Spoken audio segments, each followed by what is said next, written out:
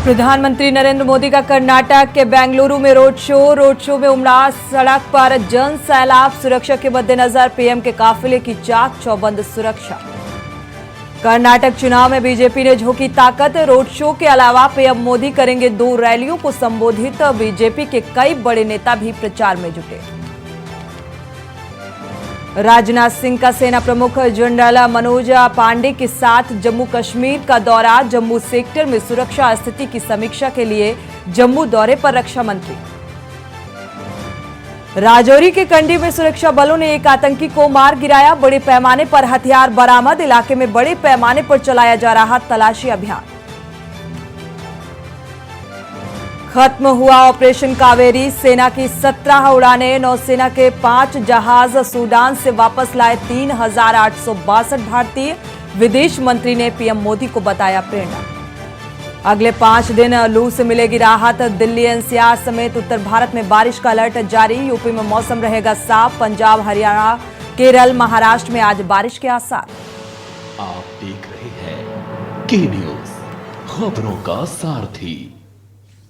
नमस्कार, आप देख रहे हैं के न्यूज। मैं हूं आपके साथ सोनी चौहान। खबरों की शुरुआत करते हैं बड़ी खबर के साथ। बहराइच से बड़ी खबर आपको बता दें, कैसरगंज में सड़क हादसे का सीसीटीवी फुटेज सामने आया है। तेज रफ्तार डंपर ने सवारियों से भरे टेम्पो में जबरदस्त टक्कर मारी है। डंपर का टक्कर लगते ही चकनाचूर हो गया। सवारियों से भरा ये टेम्पो में सवार 5 लोगों की दर्दनाक मौत हुई है और 8 लोग इस हादसे में घायल बताए जा रहे हैं। कल देर रात कैसरगंज में ये दिल दहला देने वाली घटना सामने आई। मांगलिक कार्यक्रम से दरअसल ये लोग लौट रहे थे और हादसे का शिकार हुए 5 लोगों की दर्दनाक इस हादसे में मौत हो गई। तो खुशियों से भरे परिवार में अब मातम पसरा हुआ है। तो इस परिवार में मातम का सन्नाटा।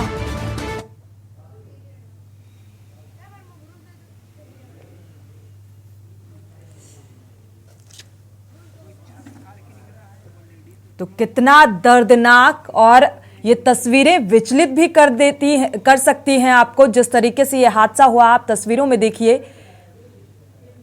चकनाचूर हो जाता है और इसमें यात्री जो सवार होते हैं उनकी दर्दनाक मौत हो जाती है। 8 लोग इस हादसे में घायल भी बताए जा रहे हैं।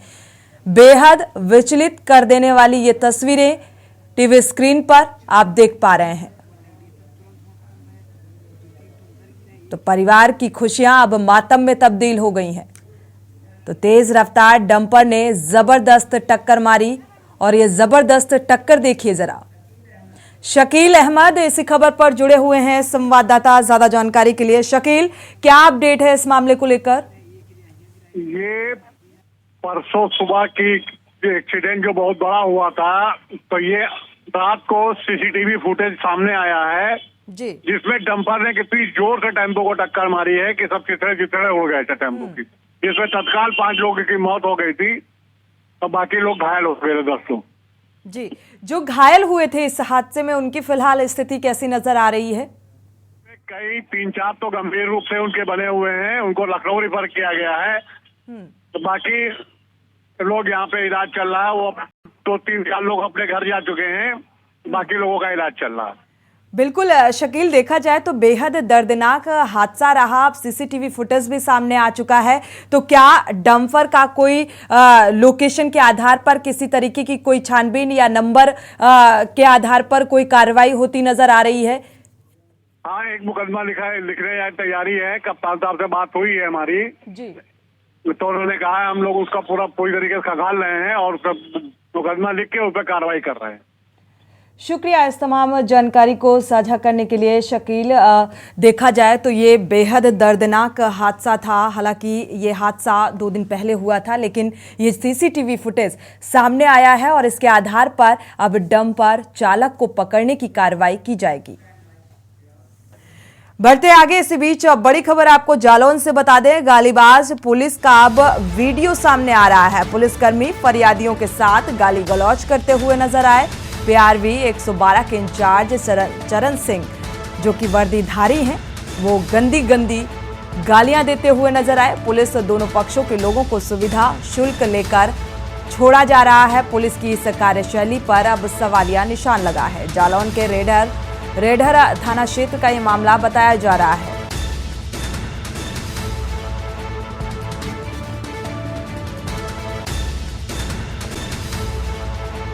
तो पुलिसकर्मी की गाली गलौज का अब वीडियो सामने आया और इसे लेकर अब सवाल खड़े हो रहे हैं।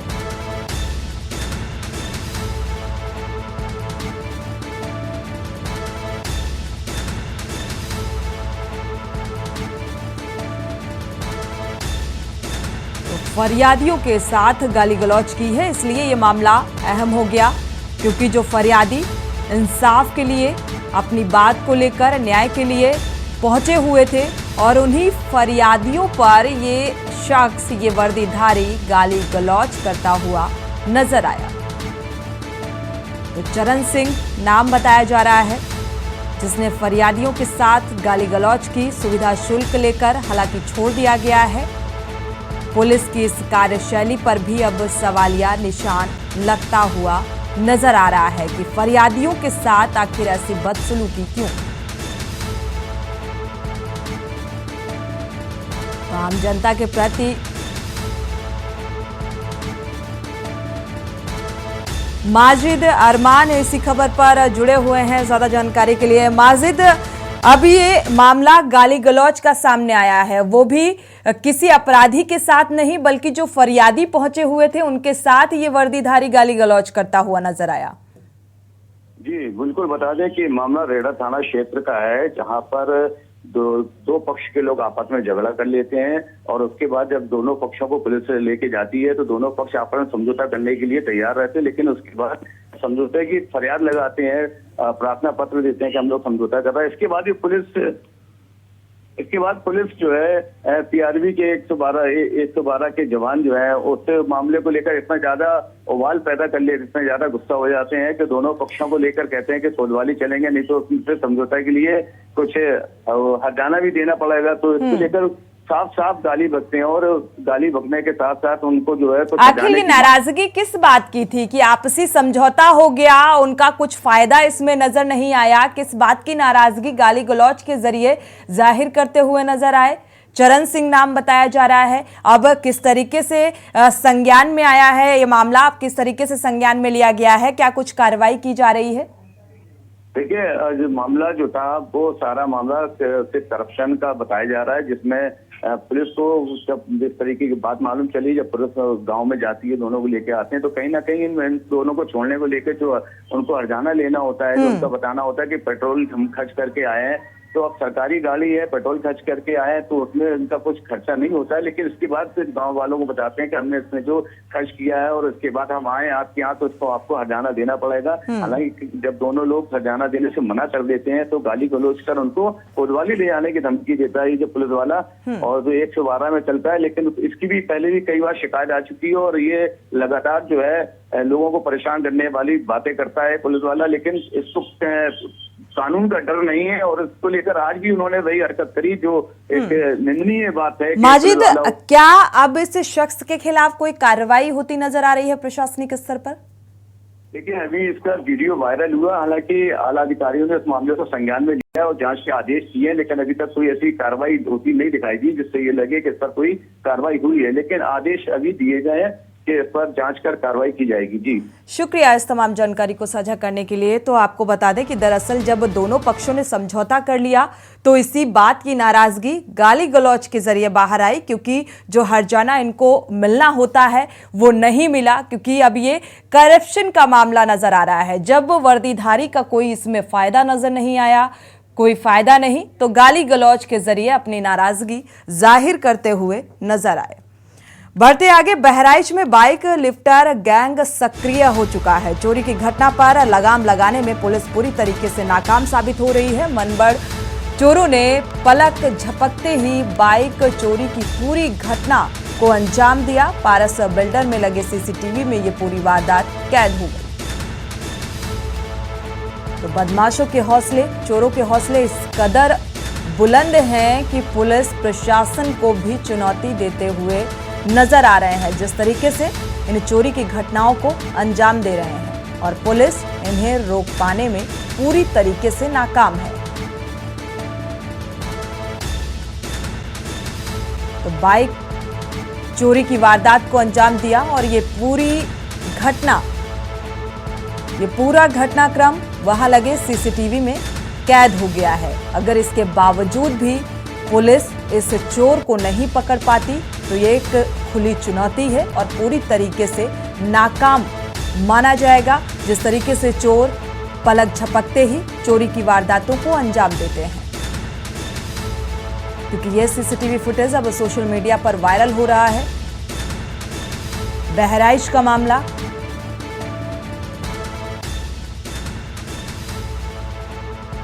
तो इस शख्स की तस्वीर यहां लगे सीसीटीवी में कैद हो चुकी है। तो blue T shirt white pant में यह शख्स खड़ा हुआ है और आराम से बाइक में बैठता है और इसके बाद बाइक से चला जाता है। जैसा कि इसी की बाइक हो, इस तरीके से चोरी की वारदात को अंजाम दिया गया और अब ये पूरे घटनाक्रम का सीसीटीवी फुटेज सामने आ रहा है। और सबसे अहम बात, ये मेन रूट का मामला, जो सड़क है पूरी तरीके से राहगीर आ रहे हैं, जा रहे हैं और इसी बीच ये बाइक लेकर रफू चक्कर हो जाता है। बढ़ते आगे, मेरठ से बड़ी खबर आपको बता दें। परतापुर थाना क्षेत्र में फिर चली ताबड़तोड़ गोलियां। घर के बाहर बैठे युवक पर बेखौफ बदमाशों ने फायरिंग कर दी। पैर में गोली लगने से युवक घायल हो गया। पुरानी रंजिश का ये मामला बताया जा रहा है, जिसके चलते विवाद हुआ और विवाद की वजह से बदमाश वारदात को अंजाम देकर मौके से फरार हो गए। घटना की जानकारी मिलने पर पुलिस मौके पर पहुंची है। घायल युवक को पुलिस ने जिला अस्पताल में फिलहाल भर्ती कराया। थाना परतापुर क्षेत्र के उपलेहड़ा गांव की यह घटना बताई जा रही है।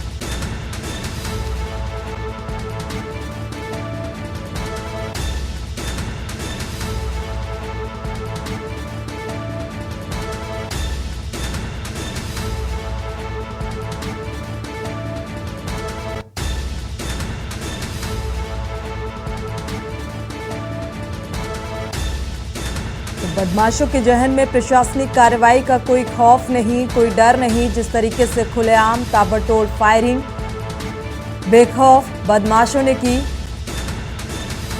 तो पैर में गोली लगने से युवक घायल भी हुआ है। हालांकि उपचार के लिए अस्पताल में भर्ती कराया गया है। पुरानी रंजिश का यह मामला बताया जा रहा है, जिसको लेकर विवाद हुआ, लेकिन इन दबंगों ने फायरिंग कर दी।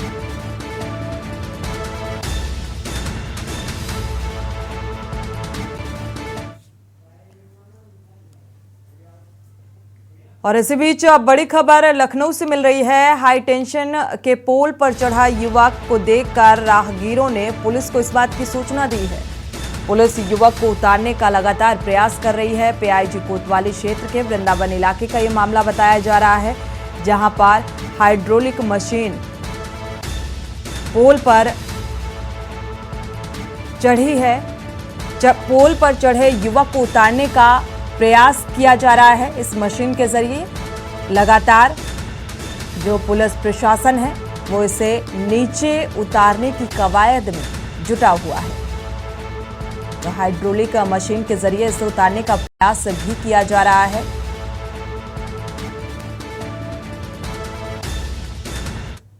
और आप तस्वीरें भी देख पा रहे हैं।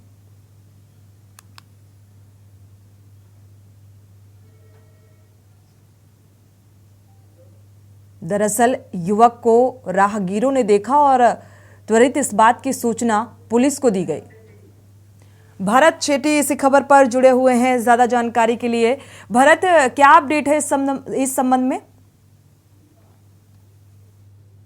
तो हाई टेंशन के जो पोल पर चढ़ गया है, काफी देर से उसको उतारने का प्रयास किया जा रहा है। फिलहाल अभी तक उतरा नहीं है।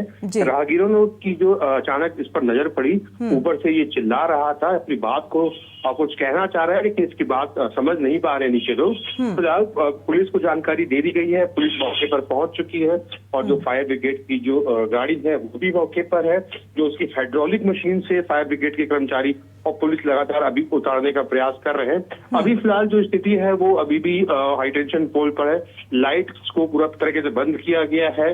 करंट को फिलहाल अभी उतरा नहीं है, लेकिन हाँ उतारने का प्रयास लगातार जारी है पुलिस का। बिल्कुल भरत, देखा जाए तो क्या वजह साफ होती नजर आ रही है कि आखिर किस बात को लेकर ये चढ़ गया हाई टेंशन पोल पर? हालांकि कवायद लगातार प्रशासनिक स्तर पर की जा रही है उतारने की, लेकिन कुछ स्थानीय लोगों से या राहगीरों से कुछ पता चल सका हो कि क्या वजह रही?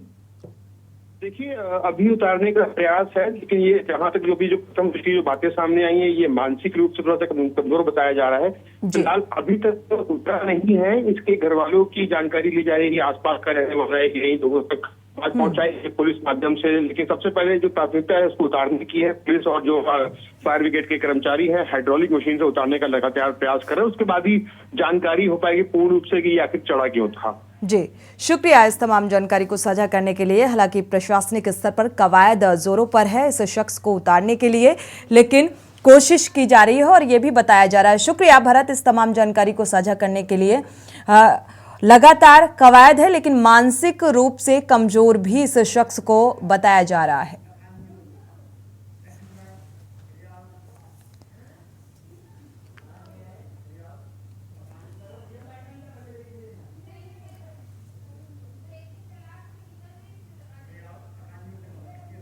और इसी बीच बड़ी खबर पखांजू से आपको बता दें, पंखाजोरा से बड़ी खबर चुनाव को लेकर 35 ग्रामीणों ने थामा कांग्रेस का दामन। विधायक अनूप नाग ने स्वागत भी किया, सदस्यता भी दिलाई। विधायक अनूप नाग की कार्यशैली से प्रभावित हुए ये ग्रामीण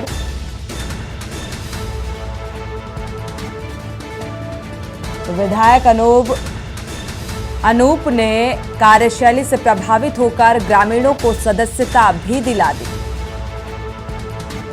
तो कांग्रेस के नीति सिद्धांतों से प्रभावित होकर कांग्रेस में ये लोग शामिल हुए। 25 युवाओं ने कांग्रेस में प्रवेश किया। तो पंखाजोर चुनाव से पहले अंतागढ़ में चुनावी सरगर्मी फिलहाल तेज होती नजर आ रही है और 35 ग्रामीण बताए जा रहे हैं जिन्होंने कांग्रेस का दामन थामा है।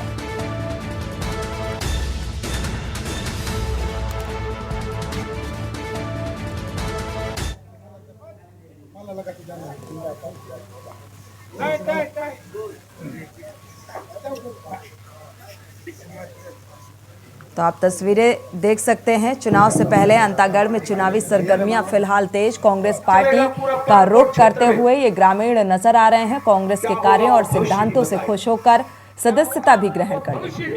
हमारे कांग्रेस पार्टी की सरकार माननीय भूपेश बघेल जी मुख्यमंत्री छत्तीसगढ़ के नेतृत्व में जो काम हो रहे हैं पूरे प्रदेश में,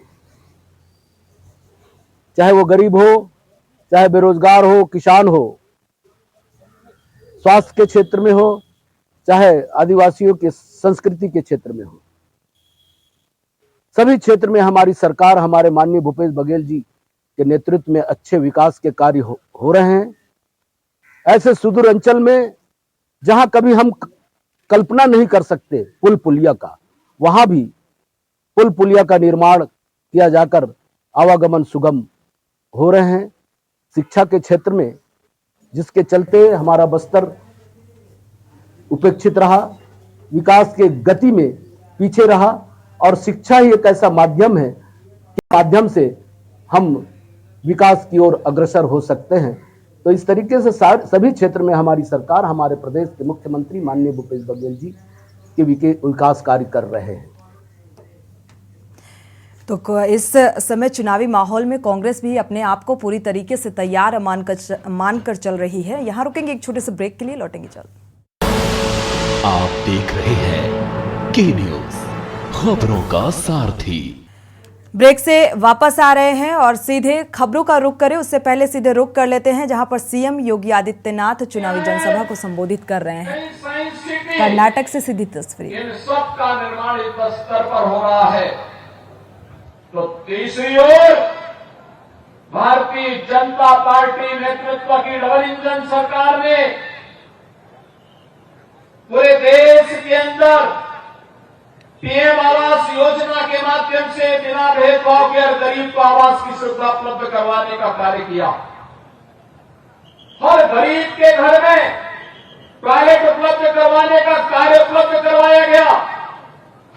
हर गरीब को 5 लाख रुपए की आयुष्मान भारत की स्वास्थ्य बीमा का कवर दिया गया। और कोरोना कालखंड में आपने देखा होगा, कोरोना कालखंड में पिछले 3 वर्ष से ये डबल इंजन की सरकार का करिश्मा है कि भारत के 80 करोड़ लोगों को फ्री में राशन की सुविधा का लाभ भी कोई दे रहा है कि डबल इंजन की भारतीय जनता पार्टी की सरकार दे रही है। भाइयों बहनों, कोरोना जैसी महामारी से बचाव के लिए ये डबल इंजन की सरकार आज 220 करोड़ वैक्सीन की फ्री डोजेज भारत के नागरिकों को उपलब्ध करवाने का कार्य भी की। मैं पूछना चाहता हूं, कांग्रेस या जेडीएस की गवर्नमेंट जब थी तब इन्होंने प्रजा के लिए, कर्नाटका के लिए क्या किया? इन्होंने केवल पीएफआई को प्रोत्साहित किया, पर्व और त्योहारों में व्यवधान पैदा किया, दंगे करवाते थे, अराजकता पैदा करते थे।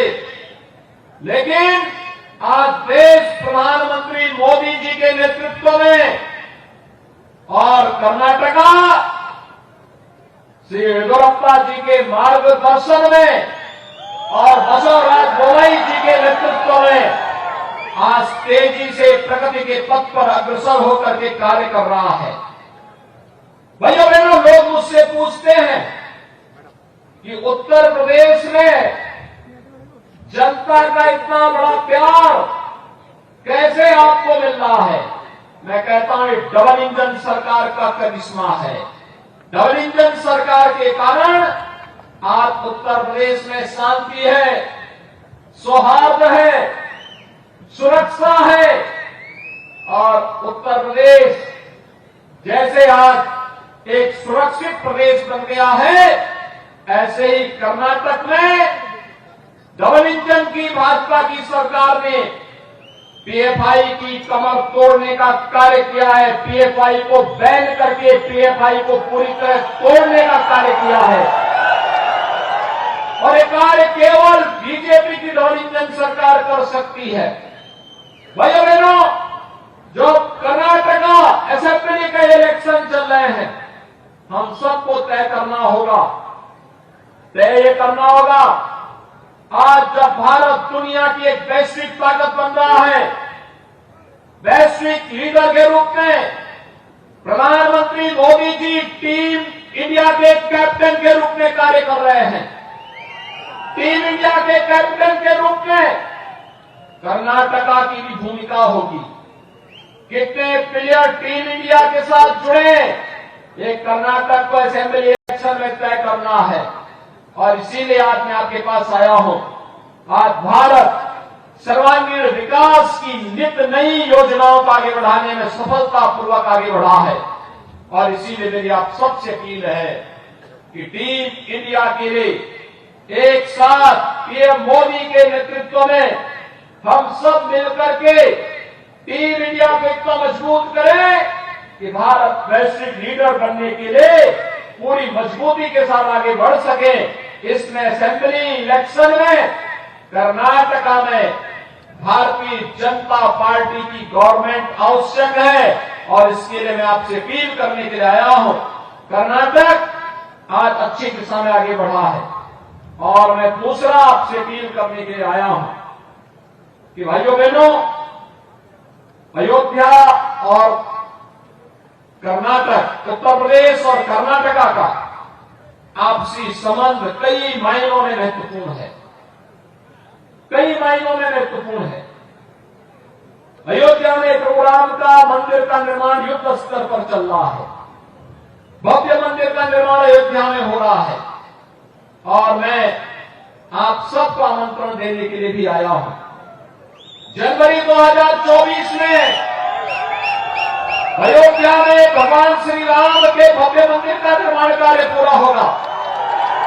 प्रधानमंत्री मोदी जी के द्वारा भगवान श्री राम को उनके भव्य मंदिर में विराजमान करने का कार्यक्रम शास्त्रोक्त पद्धति के साथ संपन्न किया जाएगा।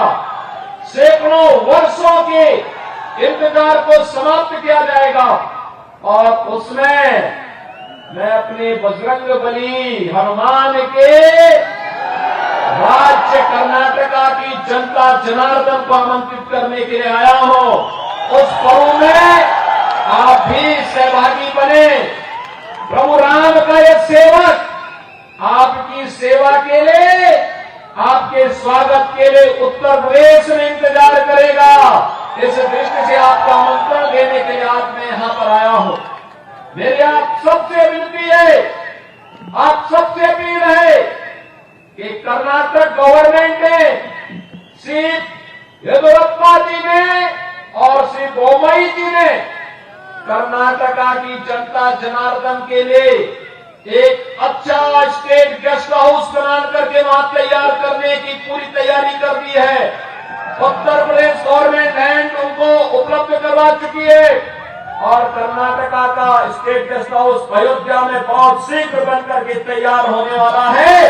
उस दृष्टि से कर्नाटका के वासियों को वहां पर रह करके किसी भी प्रकार की चिंता की कोई आवश्यकता नहीं पड़ेगी। आज के इस अवसर पर एक बार फिर से मैं आप सबसे अपील करने के लिए आया हूं। श्रृंगेरी एक पावन धाम है, आदि गुरु शंकराचार्य की पावन पीठ है, अनेक देव मंदिरों का एक महत्वपूर्ण स्थल है और साथ ही साथ ऋषि सिंह का भी यहां का एक महत्वपूर्ण स्थल है और इस देश से यहां पर भारत की सनातन आस्था का सम्मान करने वाला प्रत्याशी विजयी बनना चाहिए और इस देश से भारतीय जनता पार्टी के प्रत्याशी श्री DN जीवराज को भारतीय जनता पार्टी ने प्रत्याशी बनाकर के आपके बीच में डाला है। भाइयों बहनों, DN जीवराज को भारी बहुमत से विजयी बनाया।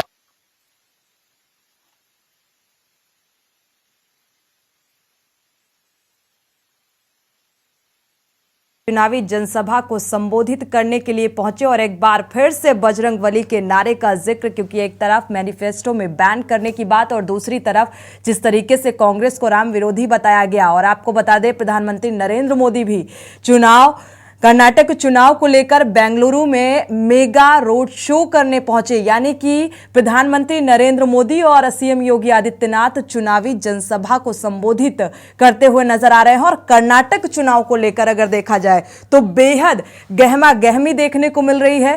कांग्रेस से सीधी टक्कर और बजरंगबली के नारे का जिस तरीके से इस्तेमाल किया जा रहा है, तो पूरी तरीके से इस मुद्दे को एक भुनाने की कोशिश की जा रही है इस चुनावी माहौल में।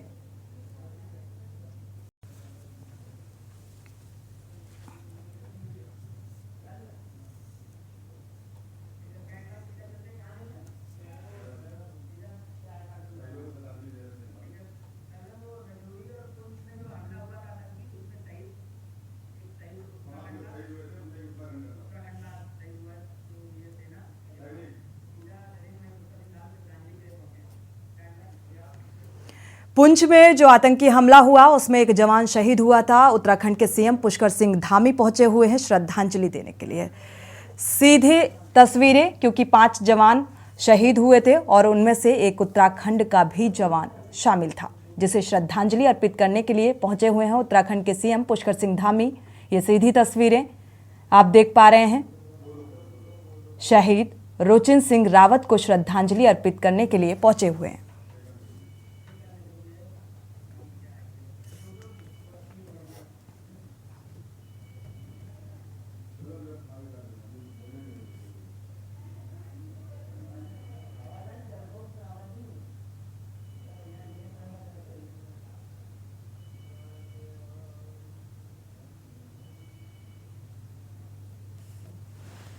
तो शहीद रोचिन सिंह रावत को श्रद्धांजलि अर्पित करने के लिए पहुंचे हैं गार्ड ऑफ ऑनर के साथ श्रद्धांजलि अर्पित की जा रही है। ये सीधी तस्वीरें देहरादून से इस वक्त आप देख पा रहे हैं। ऑपरेशन त्रिनेत्र में सीएम श्रद्धांजलि देने के लिए पहुंचे हुए हैं।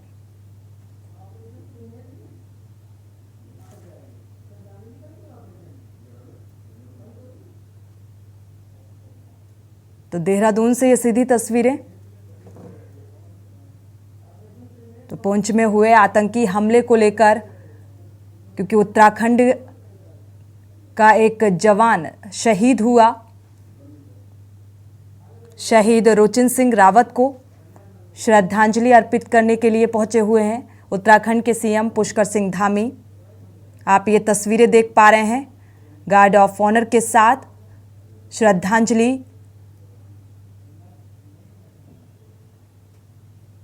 शहीद रुचिन सिंह रावत को।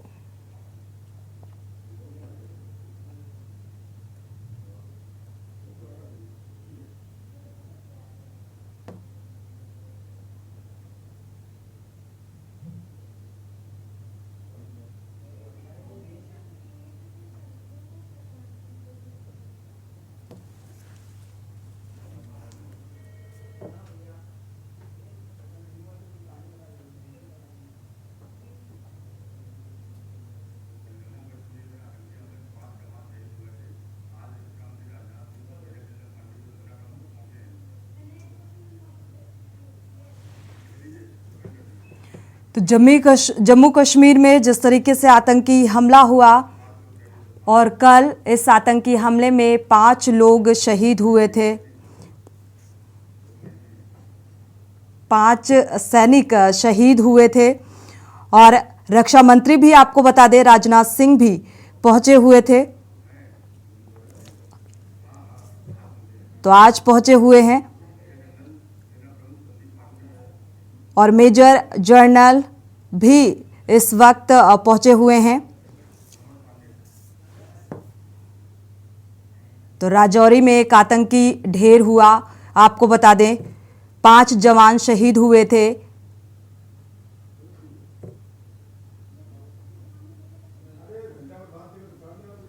आपको बता दें करीब आतंकियों ने घात लगाकर विस्फोट किया, जिसमें से सेना के 5 जवान शहीद हो गए थे। और स्थिति का जायजा लेने के लिए रक्षा मंत्री राजनाथ सिंह और सेना प्रमुख जनरल मनोज पांडे राजौरी रवाना हो गए हैं, वहां पर पहुंचे हुए हैं। इस बीच जम्मू कश्मीर के लेफ्टिनेंट गवर्नर मनोज सिन्हा ने सुबह राजौरी में शहीद जवानों को श्रद्धांजलि भी दी। उधर बारामूला के करहमा कुंजर में भी आज सुबह करीब 4 बजे से एनकाउंटर चल रहा है और यहां अब तक एक आतंकी मारा गया है। कुछ और आतंकियों के छिपे होने की भी जानकारी मिल रही है। तो जो जवान शहीद हुए, अरविंद कुमार, नीलम सिंह, प्रमोद नेगी, सिद्धांत छेत्री, रुचिन सिंह जो उत्तराखंड के रहने वाले बताए जा रहे हैं। तो राजौरी का कांडी हिली इलाका है, घना जंगल भी है यहां पर। जिस तरीके से सर्च ऑपरेशन में लगातार दिक्कतें भी आ रही थी,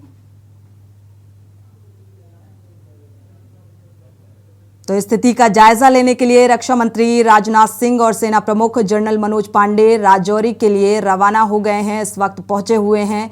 और इसी बीच जम्मू कश्मीर के लेफ्टिनेंट गवर्नर मनोज सिन्हा ने भी सुबह राजौरी में शहीद जवानों को श्रद्धांजलि दी। इस वक्त जो तस्वीरें आप देहरादून से देख पा रहे हैं, उत्तराखंड के सीएम पुष्कर सिंह धामी भी श्रद्धांजलि देने के लिए पहुंचे हुए हैं।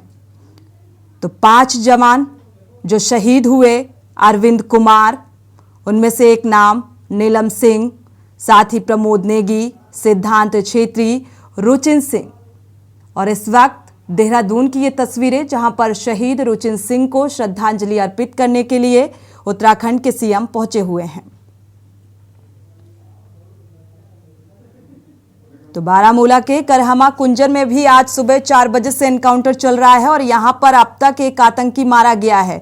कुछ और आतंकियों के छिपे होने की भी आशंका जताई जा रही है।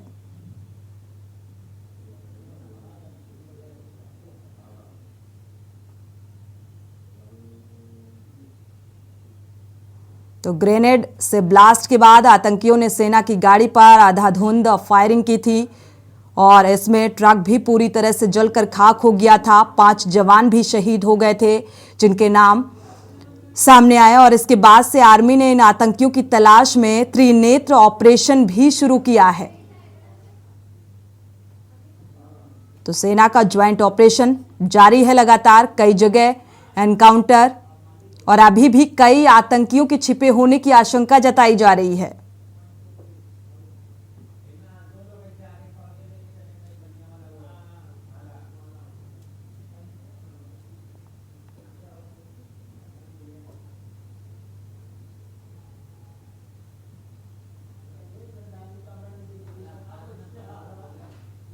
तो सुरक्षा बलों और आतंकियों के बीच मुठभेड़ हुई और इसमें 5 जवान 5 सैनिक शहीद हो गए। इस वक्त देहरादून की ये तस्वीरें जिनमें से एक जवान एक शहीद रुचिन सिंह भी शामिल थे। और अब उत्तराखंड के सीएम श्रद्धांजलि अर्पित करने के लिए पहुंचे हुए हैं।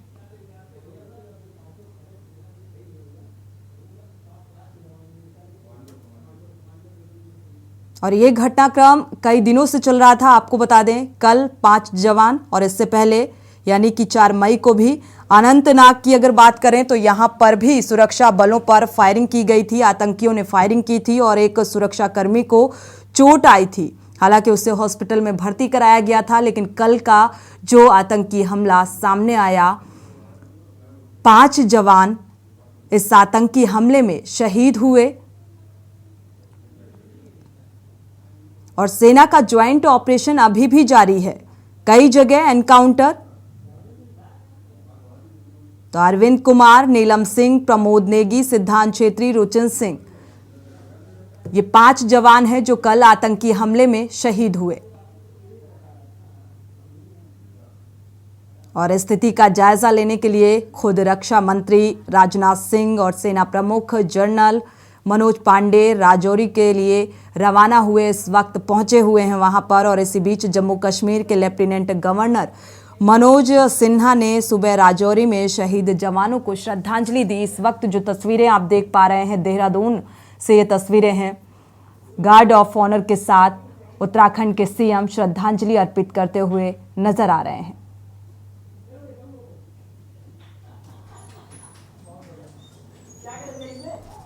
हाँ निकल जाओ।